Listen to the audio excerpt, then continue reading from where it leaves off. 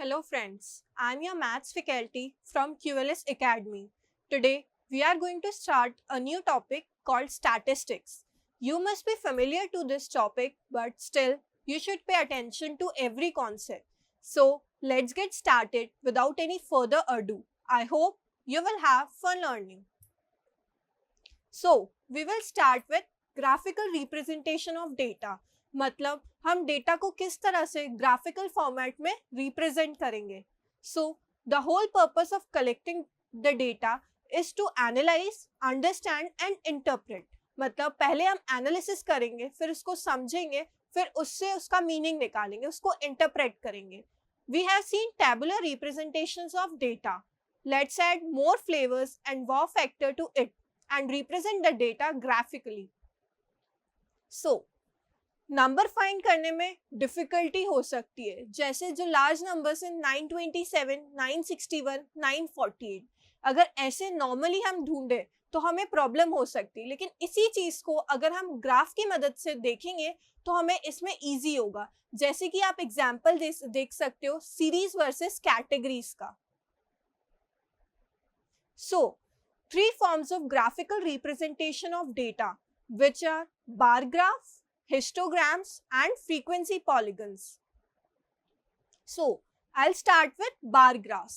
तो पहले हम समझेंगे कि bar graph होता क्या है. So bar graph is a pictorial representation of data in which usually bars of uniform width are drawn with equal spacing depicting the variable. मतलब ये पिक्टोरियल रिप्रेजेंटेशन होता है, इसमें बार्स होते हैं जिनकी विड्थ यूनिफॉर्म होती है, वो वेरी कर सकती है. So the value of variable is shown in another axis and the height of the bar represent the value of the variable. तो हम ये जो ग्राफ देख रहे हैं सीरीज का, उसमें हमें पता पड़ेगा कि जो वैल्यू होती है वेरिएबल्स की वो एक्स एक्सिस या वाई एक्सिस जो भी हम चूज करते हैं उसमें होती है, और हाइट होती है जो बार की, वो रिप्रेजेंट करती है value of the variable. Next we can take an example of data for students born month wise of a class is given in table below. इसमें आपको मंथ्स गिवन है और स्टूडेंट्स बोर्न गिवन है, मतलब एक particular month में कितने students born है. Next bar graph. Note that the width and colour of rectangle doesn't have any meaning in bar graph. मतलब जो बार ग्राफ में आप जो चार्ट दिखता है उसमें जो कलर्स होते हैं वो पर्टिकुलर, उससे कोई मतलब नहीं होता है. आप कोई भी कलर फिल कर सकते हैं और विड्थ से भी कोई मतलब नहीं है. So let us take an example. In a particular section of class 9, 36 students were asked about the months of their birth. First graph prepared, then find. First, how many students were born in the month of November? Second, in which months were the maximum number of students born? तो हमें जो graph दिख रहा है उसमें y axis पर number of students हैं और x एक्सिस पर मंथ्स ऑफ बर्थ हैं. तो हमें इसमें से पहले क्वेश्चन में निकालना है कि कितने स्टूडेंट्स नवंबर मंथ में बॉर्न हुए हैं, और सेकेंड केस में निकालना है कि कितने मैक्सिमम नंबर ऑफ स्टूडेंट कौन से मंथ में बॉर्न हुए हैं. सो हम ग्राफ के थ्रू देखेंगे तो हमें ये देखना है कि मंथ ऑफ नवंबर में कितने स्टूडेंट्स हैं. तो नवंबर के ग्राफ से हमें वाई एक्सिस में दिखेगा जो कि नंबर ऑफ स्टूडेंट्स है, तो आंसर होगा 3. Second, in which month were the maximum number of student born.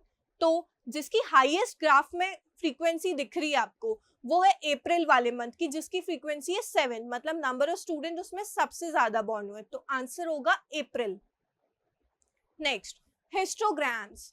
This is a form of representation like the bar graph, but it is used for continuous class interval.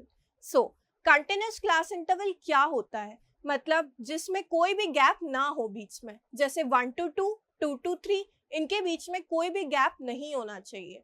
Given group frequency distribution data for lifetime in hours for bulbs, the histogram is plotted using data on left.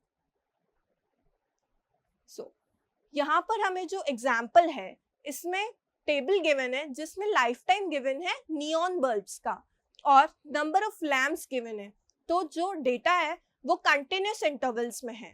तो first case में जो हमें histogram बताना है वो ये है represent the given information with the help of histogram.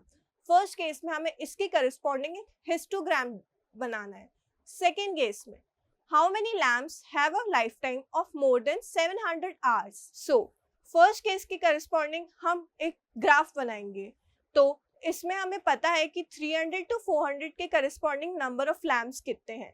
तो सेम बार चार्ट जैसे ही बनता है बट कंटिन्यूस इंटरवल्स होते हैं, और वैसे भी जो क्वेश्चन गिवन है उसमें वो कंटिन्यूस है, तो हमें इसे डायरेक्टली बनाना होगा. Next, how many lamps have a life time of more than 700 hours. तो हमें ये ग्राफ के थ्रू भी देख सकते हैं या हम टेबल के करस्पॉन्डिंग भी देख सकते हैं. 700 आवर्स से ज्यादा, तो 700 से ऊपर के देखेंगे 74 है, 62 है, 48 है, जो कि 3 इंटरवल्स में है. तो इनका एडिशन होगा 184, तो वो इसका आंसर होगा. Next, another type of graphical representation method is frequency polygon. तो जो क्वांटिटेटिव डेटा होता है उसको हम फ्रीक्वेंसी के करस्पॉन्डिंग भी रिप्रेजेंट कर सकते हैं.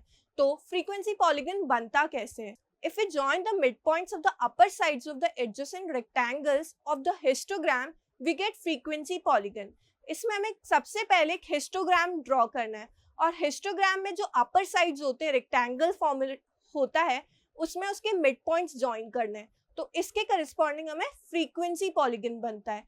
लेकिन इसमें जो फर्स्ट स्टेप होती है वो होता है हिस्टोग्राम ड्रॉ करना. So it is a better representation since you can see the slope. Slope क्या होता है? m, which is the rate of increase और डिक्रीज ऑफ वैल्यू.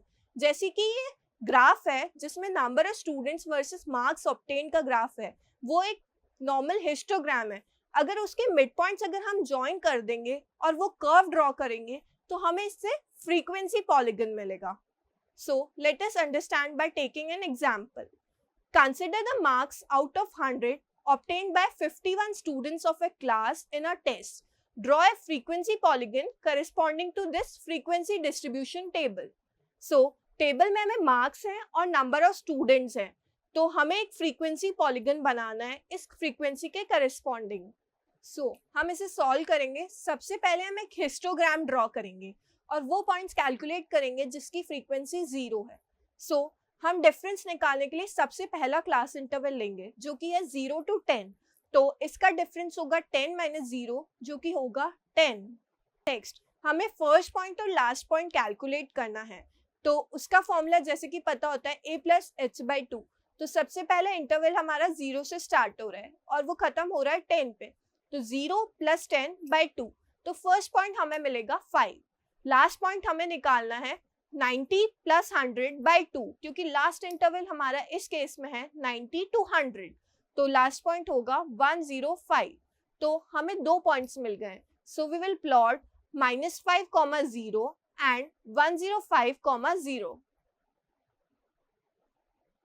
सो हम जो पहले हिस्टोग्राम प्लॉट कर लेंगे नॉर्मल, जिस तरह से मार्क्स और नंबर स्टूडेंट्स है, उसमें हम सिर्फ ये करेंगे कि हमें जो पॉइंट्स मिले फर्स्ट पॉइंट और लास्ट पॉइंट -5, 0 और 105, 0 उस पॉइंट को प्लॉट कर लेंगे, और जो मिड पॉइंट्स हैं सारे हिस्टोग्राम के विड्थ के वहां वो मार्क कर लेंगे और उस कर्व को ज्वाइन करके हमें एक फ्रीक्वेंसी पॉलीगन मिल जाएगा.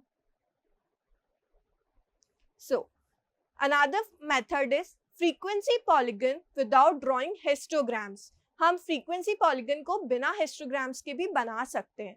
For this we require the mid points of the class intervals used in data. Previous case में मैंने बताया था कि हिस्टोग्राम के अगर मिड पॉइंट्स ज्वाइन कर लो तो हम डायरेक्टली ड्रॉ कर सकते हैं, लेकिन उसके लिए हिस्टोग्राम पता होना चाहिए. इस मेथड में बिना हिस्टोग्राम के हमें मिड पॉइंट्स पता करने पड़ेंगे जिसके थ्रू हम बना सके frequency polygon. So these midpoints of the class intervals are called class marks. So to find the class mark of a class interval, we find the sum of the upper limit and lower limit of a class and divide it by 2. तो जो हमें class mark निकालना है उसका formula होता है upper limit plus lower limit by 2.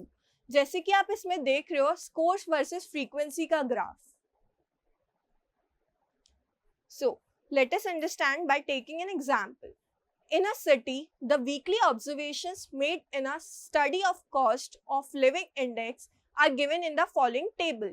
Draw a frequency polygon for the data above. Condition given है कि without the construction of a histogram. तो ऑब्वियस सी बात है, इसको सॉल्व करने के लिए हमें क्लास मार्क्स पता होना चाहिए। क्लास मार्क्स का फॉर्मूला होता है upper class limit plus lower class limit by 2। तो सबसे पहला इंटरवल है 140 टू 150, तो हम इसके लिए क्लास मार्क कैलकुलेट करेंगे जिसकी वैल्यू आएगी 145। सेकेंड, हम क्लास मार्क्स को प्लॉट कर लेंगे एक्स एक्सिस पर and the number of weeks को प्लॉट करेंगे वाई एक्सिस पर। हम एक टेबुलर फॉर्मेट जो देख रहे हैं उसमें कॉस्ट ऑफ लिविंग इंडेक्स है, क्लास मार्क्स है और नंबर ऑफ वीक्स है। So next, calculating points where frequency equals to 0। हमें अब डिफरेंस कैलकुलेट करना है, फर्स्ट पॉइंट और लास्ट पॉइंट कैलकुलेट करना है। डिफरेंस हम पहले इंटरवल से निकालेंगे 155 माइनस 145, तो डिफरेंस आ गया 10। फर्स्ट पॉइंट कैलकुलेट करेंगे उसको उससे सब्सट्रैक्ट करके, जो कि होगा 145 माइनस 10, तो आएगा वैल्यू 135। और लास्ट पॉइंट होगा 195 प्लस 10, तो होगी 205। सो हम इसे प्लॉट करेंगे तो ये दो पॉइंट्स मिल गए, 135,0 एंड 205,0। सो सबसे पहले हम इन दोनों पॉइंट को प्लॉट कर लेंगे ग्राफ पे, और हमें जो क्लास मार्क्स हमने फाइंड करे हैं वो ऑलरेडी हमें मिल गए हैं, तो हम उन मिड पॉइंट्स को प्लॉट कर देंगे और कर्व को ज्वाइन करके एक फ्रीक्वेंसी पॉलीगन मिल गया जो कि बिना एक हिस्टोग्राम को ड्रॉ करके निकला है। सो that was all for today.